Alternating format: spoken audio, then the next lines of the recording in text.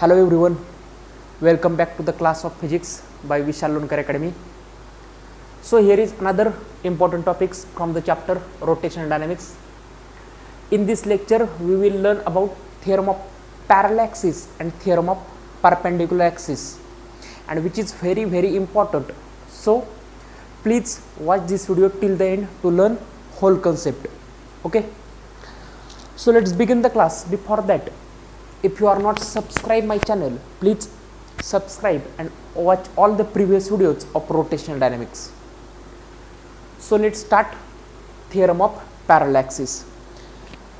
Theorem of parallaxes, suppose this is the rigid body. ही एक rigid body आहे आणि हा त्याचा ॲक्सिस आहे, axis passing through centre of मास. ह्या रिजिड बॉडीचा हा काय आहे, इथे सेंटर ऑफ मास आहे आणि त्या सेंटर ऑफ मासमधून हा ॲक्सिस काय झाला आहे, पास झाला आहे. ठीक आहे, आणि जेव्हा ॲक्सिस सेंटर ऑफ मासमधून पास झाला आहे तेव्हा त्याचा मोमेंट ऑफ इनर्शिया आपल्याला माहिती आहे. ठीक आहे, सेंटर ऑफ मास म्हणजे काय माहिती आहे ना. सपोज ही एक बॉडी आहे, सपोज ही एक बॉडी आहे.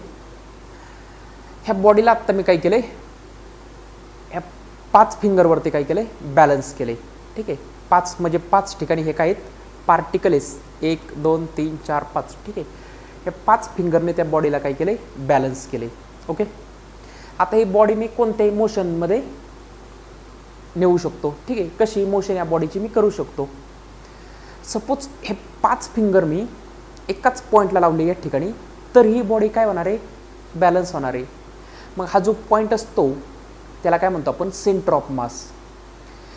हे जर हे मी इथं लावले तर बॉडी बॅलन्स नाही होणार, इथे लावले तर नाही होणार, इथे लावले तरी नाही होणार.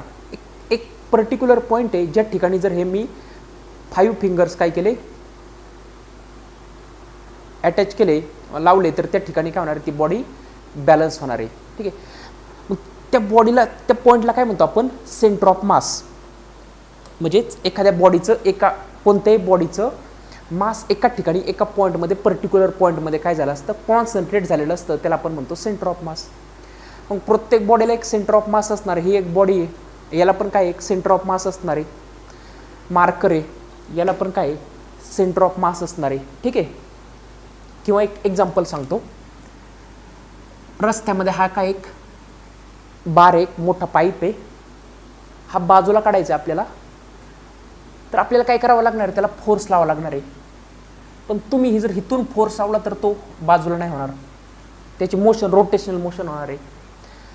इथे फोर्स लावला तरी रोटेशनल मोशन होईल. अजून एक इथे फोर्स लावला, रोटेशनल मोशनच होईल. असे 5 डिफरंट पॉईंटमध्ये काय केले, त्याला फोर्स लावले. इथे 1 न्यूटन लावला, इथे 1 न्यूटन, 1 न्यूटन, 1 न्यूटन, 1 न्यूटन, तेव्हा बॉडी काय झाली, स्ट्रेट लिनियर मोशनमध्ये जाऊ लागली. 1 Newton, 1 Newton, 1 Newton, 1 Newton, 1 Newton. पण आता हे टोटल 5 न्यूटन्स फोर्स तुम्ही एका स्पेसिफिक पॉईंटला लावला तरी ती बॉडीची मोशन कशी होणार आहे, लिनियर मोशन होणार आहे. आणि तो जो पॉईंट असणार आहे त्याला आपण म्हणतो सेंटर ऑफ मास. ओके, शॉर्टकटमध्ये सांगितलं तुम्हाला, सेंटर ऑफ मास म्हणजे काय. सेंटर ऑफ मास म्हणजे कोणत्याही रिजिड बॉडीचा किंवा कोणत्याही बॉडीचा मास एका पर्टिक्युलर पॉईंटमध्ये कॉन्सन्ट्रेट झालेलं असतं, त्याला म्हणतो आपण सेंटर ऑफ मास. तर थिअरम ऑफ पॅरालॅक्सिस काय सांगतं पहा. सपोज ही एक बॉडी आहे आणि ह्या बॉडीचा हा सेंटर ऑफ मास आहे. ह्या सेंटर ऑफ मासमधून एक ॲक्सिस काय झाला आहे, पास झाला आहे. ओके, आणि याचा मोमेंट ऑफ इनर्शिया आपल्याला माहिती आहे. Moment of inertia of rigid body with respect to this axis. Axis कडून पास झाला आहे सेंटर ऑफ मासमधून. हा मोमेंट ऑफ इनर्शिया आपण फाइंड केला असेल, मॅथमॅटिकल मेथॉड्सने केला असेल किंवा अजून कोणत्या मेथॉड्सने केला असेल. जसं आपण डिस्कचा मोमेंट ऑफ इनर्शिया काढला होता, तसं आपण ॲक्सिस जेव्हा सेंटर ऑफ मासमधून पास होणार आहे तेव्हा त्याचा मोमेंट ऑफ इनर्शिया आपण फाइंड केला आणि तो आपल्याला माहिती आहे. सपोज मी हा ॲक्सिस शिफ्ट केला, सेंटर ऑफ मासपासून इथे शिफ्ट केला. आता ही बॉडी अशी रोटेट होणार आहे. ठीक आहे, अशी रोटेट होईल. मग अशी असताना कशी आहे, या पद्धतीने ती रोटेट होणार होती, सेंटर ऑफ मासमधून गेली तेव्हा. आता ॲक्सिस इथून पास झाला म्हणजे ह्या सेंटर ऑफ मासला हा काय झाला, पॅरल झाला. तर याचा मोमेंट ऑफ इनर्शिया फाइंड करण्यासाठी तुम्हाला कोणतेही मॅथमॅटिकल कॅल्क्युलेशन करण्याची गरज नाही आहे. इथं तुम्ही आपण एक सिंपल फॉर्म्युलाने म्हणजे theorem of parallel axis use करून याचा मोमेंट ऑफ इनर्शिया काढू शकता. जो ॲक्सिस सेंटर ऑफ मासमधल्या ॲक्सिसला काय पॅरली, तर त्याचा मोमेंट ऑफ इनर्शिया काढू शकता. ओके, मग सपोज हे एक रिजिड बॉडी आहे, हा axis passing through centre of mass. मग moment of inertia of rigid body with respect to axis passing through centre of mass, ह्याचा मोमेंट ऑफ इनर्शिया सपोज आपण कन्सिडर केला IC. तर ह्या ICला एक पॅरल ॲक्सिस घेतला मी, हा तो ॲक्सिस आहे which is parallel to centre of mass. तर याचा मोमेंट ऑफ इनर्शिया आपण काढला IO आहे असं आपण कन्सिडर करूयात. आणि त्या दोन्ही ॲक्सिसमधलं परपेंडिक्युलर डिस्टन्स आहे, पॅरल आहेत जे दोन्ही ॲक्सिस, त्यांच्यामधलं डिस्टन्स आहे H. आणि त्या बॉडीचं रिजिड बॉडीचं मास आहे M. हा मोमेंट ऑफ इनर्शिया आपल्याला माहिती आहे IC when axis passing through centre of mass. तर हा मोमेंट ऑफ इनर्शिया असणार आहे IO is equal to IC plus MH². This is theorem of parallel axis. IO axis parallel to the axis passing through centre of mass. जो axis centre of मासमधून गेलाय त्याला parallel axis, त्याचा moment of inertia is equal to IC plus M म्हणजे mass of the body आणि H म्हणजे distance between two parallel axis. Okay, हे parallel axis theorem आहे. मग याचं स्टेटमेंट काय लिहू शकतो आपण? Moment of inertia of body about any axis is equal to sum of its moment of inertia about parallel axis passing through its center of mass and product of its mass and square of the perpendicular distance between two parallel axes. आणि आता आपल्याला हे काय करायचंय? Proof करायचंय. Okay,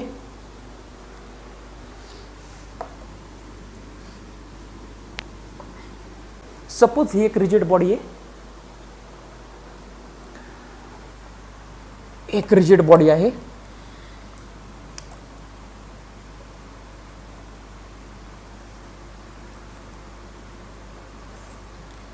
आणि हा axis आहे which passing through centre of mass, which is passing through centre of मास. या पॉईंटला नाव देऊयात C. ओके, तर ह्या ॲक्सिसला पॅरल ॲक्सिस घेतला ज्याचा मोमेंट ऑफ इनर्शिया आपल्याला फाइंड करायचा आहे and which is passing through point O, which is passing through point O. Okay, थोडंसं खाली घेऊयात point.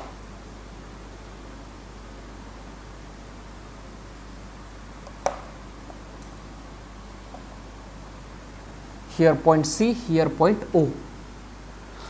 Moment of inertia about an axis passing through centre of मास, याचा मोमेंट ऑफ इनर्शिया आपल्याला माहिती आहे आणि which is IC. Moment of inertia about an axis passing through centre of मास, याचा moment of inertia आपल्याला फाइंड करायचा आणि याचा कन्सिडर करूयात आपण IO. Okay,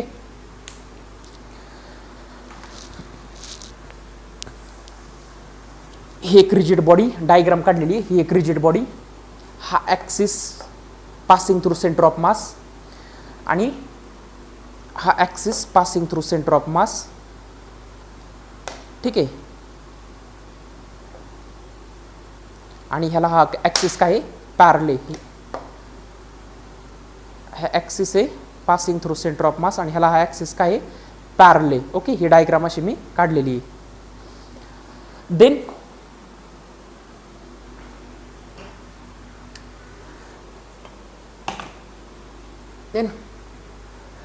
take here one point. या ठिकाणी एक पॉईंट घेऊयात, त्या पॉईंटला नाव देऊयात आपण D. एक पार्टिकल घेतला मी, त्याला नाव दिलं D आणि त्याचं मास आहे DM. स्मॉल पार्टिकल आहे त्यामुळे त्याचं मास पण काय असणार आहे? निग्लिजिबल असणार आहे, म्हणून आपण त्याला नाव दिलं DM. D म्हणजे स्मॉल. ओके, ठीक आहे. जॉईंट DO, OD जॉईंट केला, DC जॉईंट केला and distance between two parallel axis हे पण काय केले? जॉईंट केले. ओके, आता हा OC पुढे मी एक्सटेंड केला आणि याच्यावरून काय टाकलं? एक D मधून त्याच्यावरती एक परपेंडिक्युलर टाकला. ओके, आणि या ठिकाणी पॉईंट ला नाव देऊयात N आणि इथं काय असणार आहे? परपेंडिक्युलर, त्यामुळं 90 डिग्री. ओके, ठीक आहे. हा जो पॉईंट आहे हा पॉईंट आहे आपला सी. डी म्हणजे एक पॉईंट घेतला, त्याचा मास आहे डीएम. ओके, इथे 90 डिग्री असणार आहे. डिस्टन्स बिटवीन टू पॅरालॅक्सिस त्याला म्हणूयात आपण एच, स्मॉल एच किंवा कॅपिटल एच म्हणू शकता. Okay, then notation H is equal to distance between two parallel axis. Distance between two parallel axis, H म्हणजे distance between two parallel axis. C म्हणजे किंवा आय सी लिहूयात, I C moment of inertia of body about an axis passing through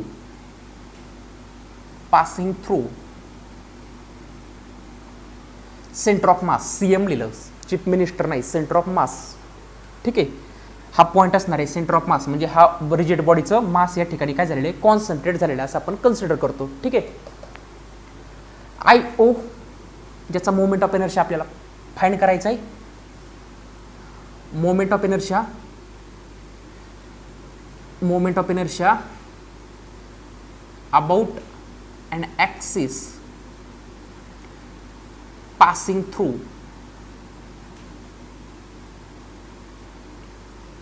point O. ठीक आहे, I C हा axis, I O हा I C ला काय असणार आहे, पॅरल असणार आहे. Okay, then D M mass of particle D. इथे एक जो पार्टिकल घेतलाय, पॉईंट घेतलाय डी, त्याचं मास आहे डीएम. ठीक आहे, स्मॉल मास, पार्टिकल स्मॉल आहे त्यामुळे त्याचं मास पण काय असणार आहे, स्मॉल, आणि त्याला आपण कन्सिडर केलं डीएम. ओके, इथपर्यंत समजलं असेल. ओके, तर पहा आता कन्स्ट्रक्शन वगैरे लिहू शकता. Draw DN perpendicular O C extend join O C लिहू शकता तुम्ही. आता पहा, moment of inertia of particle D with respect to I C I. ठीक आहे, या पार्टिकलचा moment of inertia with respect to this axis तो काय असणार आहे, moment of inertia of particle, moment of inertia of particle D with respect to I C. ह्या पार्टिकलचा, स्मॉल पार्टिकलचा moment of inertia with respect to this axis काय असणार आहे, स्मॉल पार्टिकल आहे त्यामुळे त्याचा मोमेंट ऑफ इनर्शिया पण स्मॉल असणार आहे, त्याला लिहूयात आपण डी आय सी. ओके, आणि which is equal to moment of inertia sum of product of mass of each particle and square of the perpendicular distance between axis of rotation. Moment of inertia माहिती आहे ना, I is equal to M R square. M is the mass. आपण ह्या पार्टिकलचा moment of inertia काढतो, ह्या पार्टिकलचा मास काय DM. Okay, आणि distance between particle आणि ॲक्सिस काय आहे सी डी, मग सी डीचा स्क्वेअर. ओके, आता आपण ह्या पार्टिकलचा, स्मॉल पार्टिकलचा मोमेंट ऑफ इनर्शिया काढला. होल बॉडीचा काढायचा म्हणलं तर आपण काय करणार, इंटिग्रेशन काढणार. ठीक आहे ना, माहिती ना, इंटिग्रेशन म्हणजे सम. या पार्टिकलचा काढला तसंच या पार्टिकलचा सगळ्या पार्टिकलचा काढायचा म्हणजेच काय करतो आपण, इंटिग्रेशन करतो. मग moment of inertia of rigid body तो काय असणार आहे, इंटिग्रेशन करणार. म्हणजेच integration D I C is equal to integration D M C D square. Okay, integration derivative cancel झाले, that is I C is equal to integration D M C D square. याला equation दिलं 1. Okay, इथपर्यंत समजलं असेल. Same thing आत्ता मी moment of inertia काढला rigid body with respect to particle D. आता काढतो moment of inertia of particle D with respect to axis I O. Then इथेच लिहितो. ठीक आहे, moment of inertia of particle with respect to I O. ठीक आहे. मग त्याचा मोमेंट ऑफ इनर्शिया काय असणार आहे, DIO which is equal to DM आणि distance between axis and particle OD square, ठीक आहे. जे इकडं केलंय तेच इथं करतोय. मग moment of inertia of whole rigid body, moment of inertia of rigid body, पूर्ण रिजिड बॉडीचा मोमेंट ऑफ इनर्शिया काय असणार आहे, इंटिग्रेशन करणार म्हणजे integration DIO is equal to integration DM OD square. Integration derivative cancel, that is IO is equal to integration DM OD square. ठीक आहे. याला इक्वेशन देऊयात आपण 2. Moment of inertia of whole body with respect to axis IO, integration टाकलं, integration derivative cancel म्हणजेच IO is equal to integration DM OD square. ठीक आहे. हे थिअरम मी तुम्हाला खूप शॉर्टकटमध्ये सांगू शकतो, मोजून 5 स्टेपमध्ये करू शकतो मी, मोजून 5. ठीक आहे. पण ते कन्सेप्ट समजले पाहिजे आपल्याला पूर्ण. ठीक आहे. मग आता पहा, आपण ट्रायंगल घेऊयात ODN. हे मिळालं आपल्याला, 2 इक्वेशन मिळाले. In triangle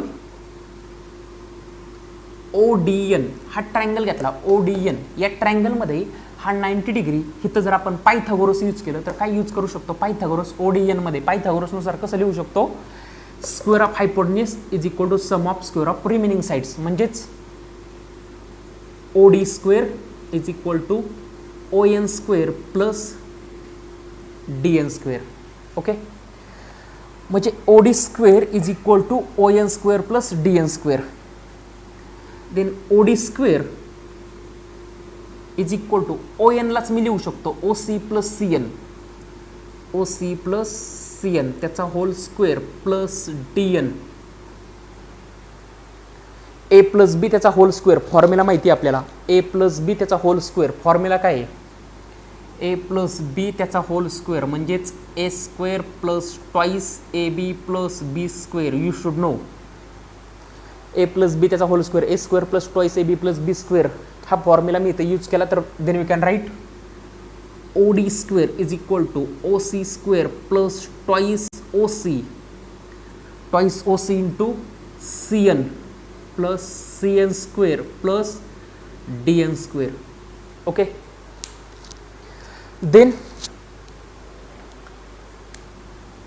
CN square plus DN square, CN square plus DN square. परत हा राईट अँगल ट्रायंगल आहे DCN, CN square plus DN square, त्याच्या जागी लिहू शकतो मी CD square, Pythagoras. Then OD square is equal to OC square plus twice OC into CN plus CD square by Pythagoras. Okay. इथे पण लिहूयात आपण by Pythagoras theorem. Okay. Then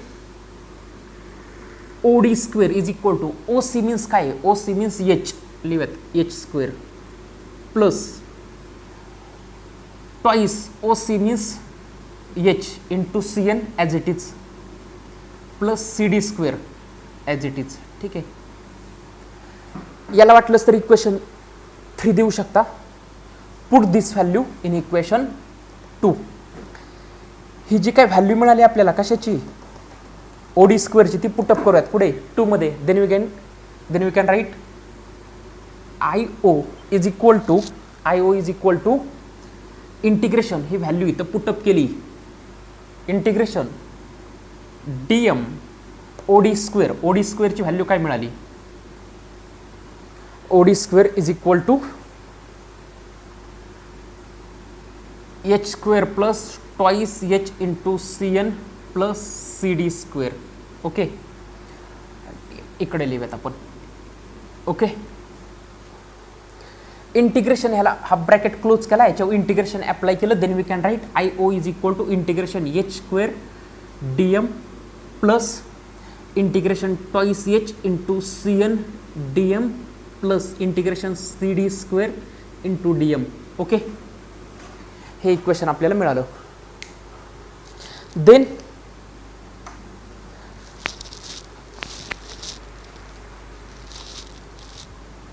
IO, moment of inertia about an axis passing through point O, which is parallel to IC. IO is equal to h square dm. H constant, distance between two parallel axes, and which is constant. मग h बाजूला काढला, h square integration dm. Okay, plus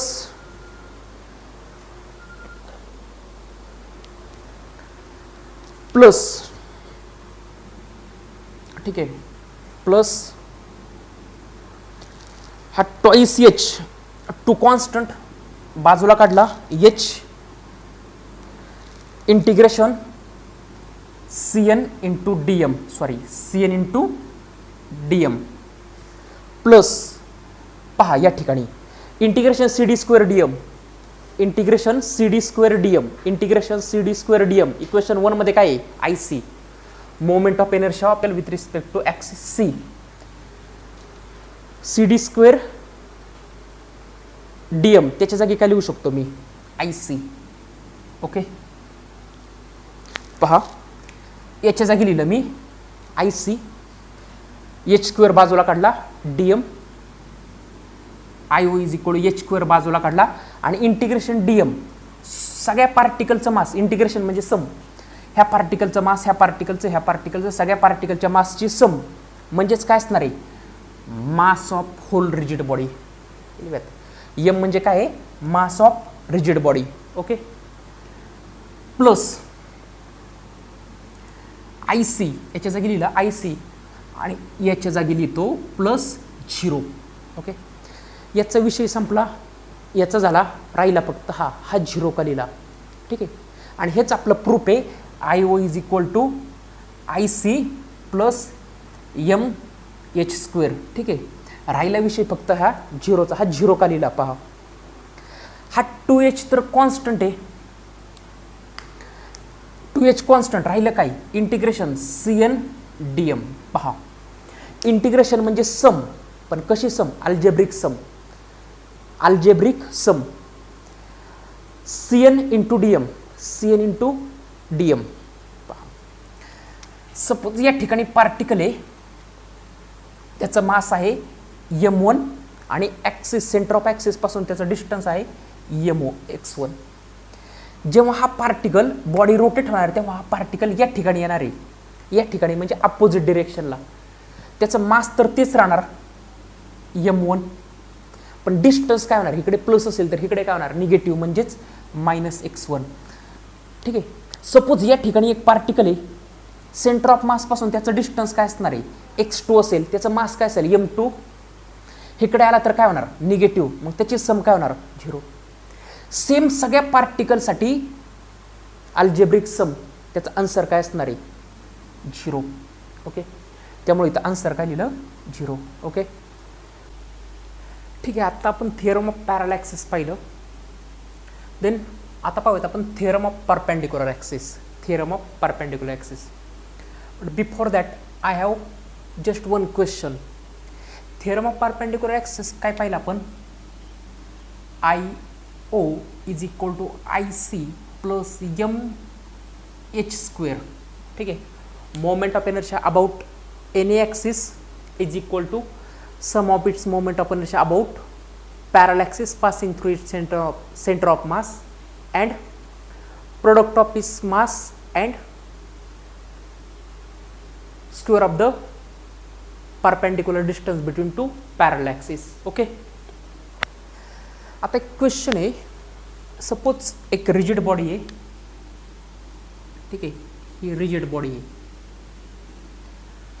आणि याचं मास आहे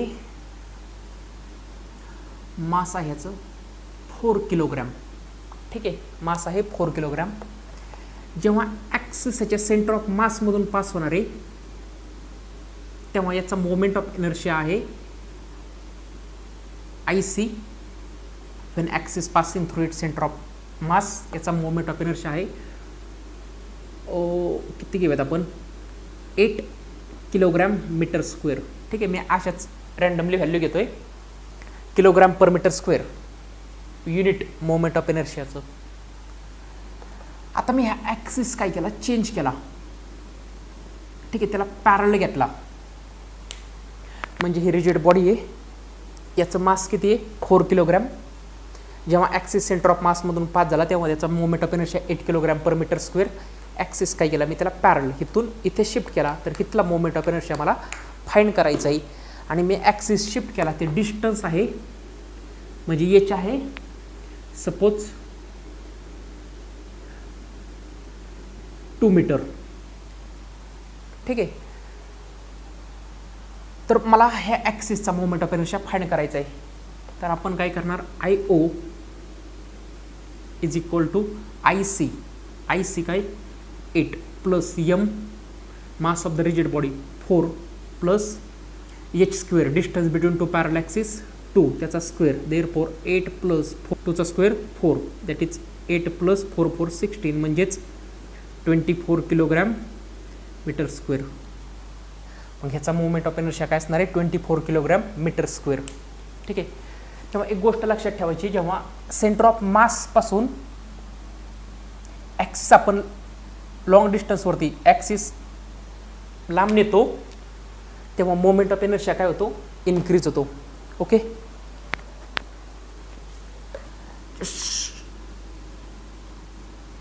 ठीक आहे.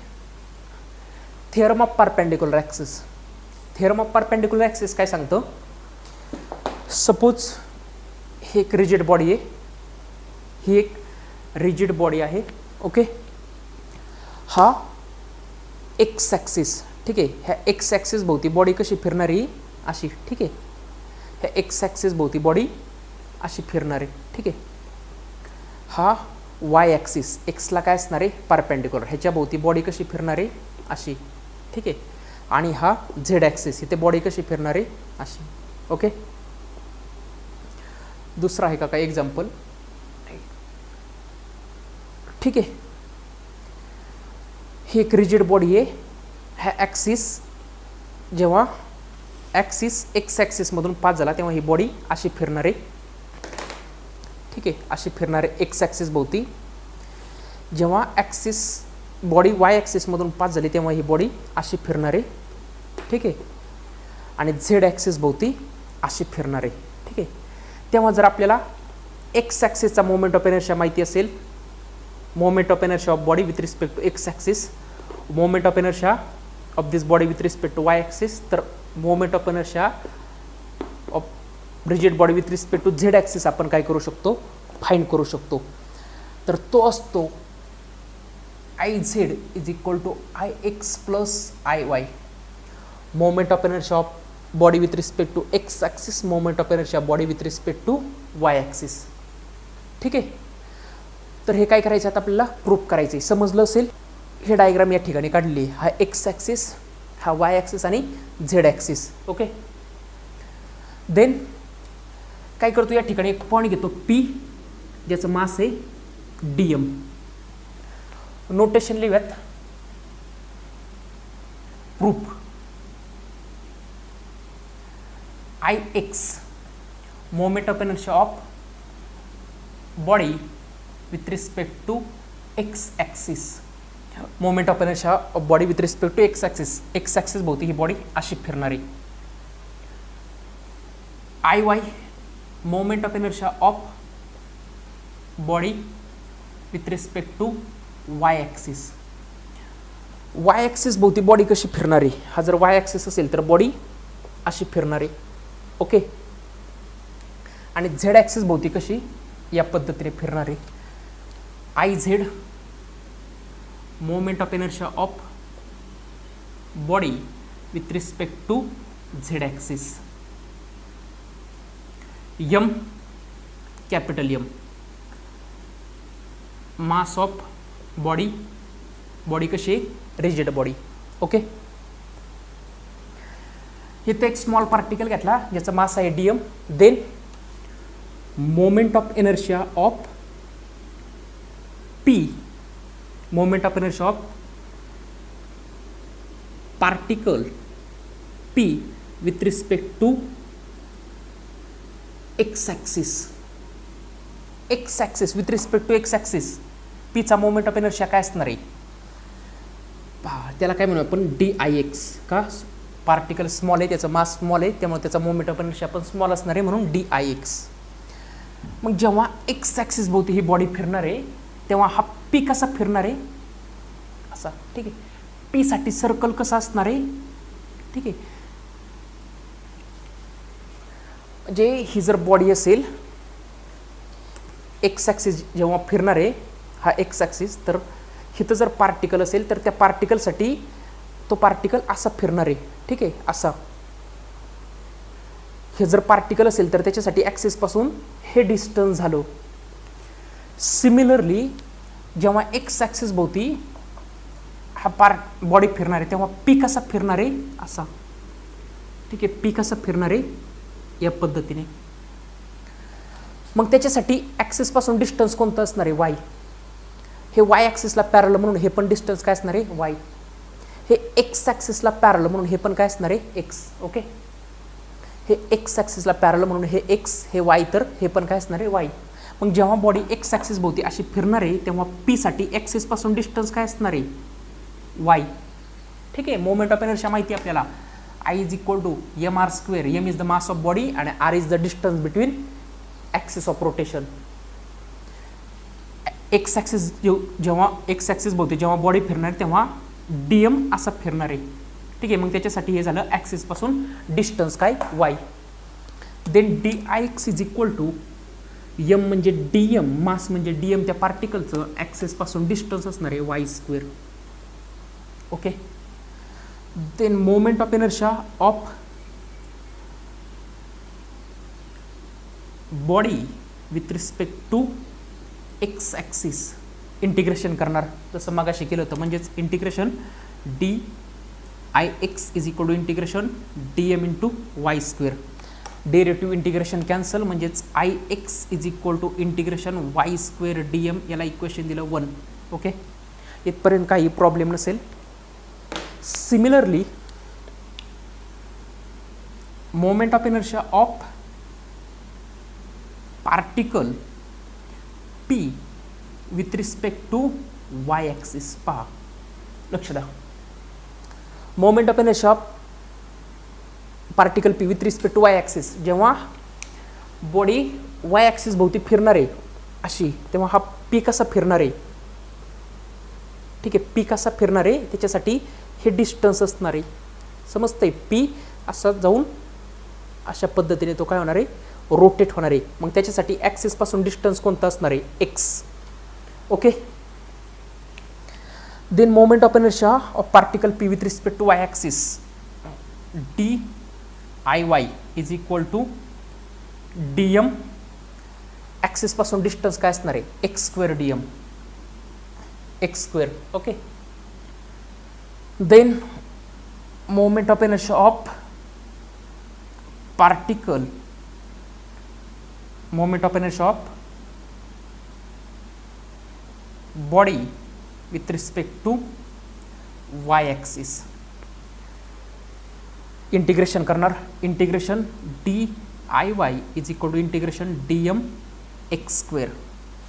Integration derivative cancel, that is iy is equal to integration x² dm. ह्याला equation दिलं 2. ह्या 2 कन्सेप्ट समजले असतील. जेव्हा पार्टिकल एक्स ॲक्सिस भोवती फिरणार तेव्हा त्याच्यासाठी ॲक्सिस पासून डिस्टन्स असणार आहे वाय, असा पार्टिकल फिरणार. जेव्हा पार्टिकल वाय ॲक्सिस भोवती फिरणार आहे तेव्हा त्याच्यासाठी डिस्टन्स ॲक्सिस पासून असणार आहे एक्स, पार्टिकल फिरणार आहे असा. ओके, इमॅजिन करायचं. आता काढूयात z. Moment of inertia of particle with respect to Z axis. Moment of inertia of particle with respect to Z axis. आता जेव्हा पार्टिकल झेड ॲक्सिस भोवती फिरणार आहे तेव्हा त्याच्यासाठी ही रेडियस असणार आहे. ठीक आहे, म्हणजे ही बॉडी आहे, हा झेड ॲक्सिस, तर हा इथं पार्टिकल आहे, इथे या ठिकाणी पार्टिकल आहे, हा झेड ॲक्सिस. तर असा पार्टिकल फिरला तर त्याच्यासाठी ॲक्सिस पासून डिस्टन्स कोणतं झालं हे. ठीक आहे, ॲक्सिस पासून डिस्टन्स झालं हे पार्टिकल जेव्हा असा फिरणार आहे. ठीक आहे, मग जेव्हा particle Z axis body Z axis भोवती फिरणार आहे तेव्हा पार्टिकलसाठी ॲक्सिस पासून डिस्टन्स कोणतं असणार आहे OP. ठीक आहे. असं जेव्हा फिरणार आहे तेव्हा ॲक्सिसपासून, त्यासाठी ॲक्सिसपासून डिस्टन्स असणार आहे OP. Then moment of inertia of particle with respect to Z axis is equal to DIZ is equal to DM, ॲक्सिसपासून distance OP square. Then moment of inertia of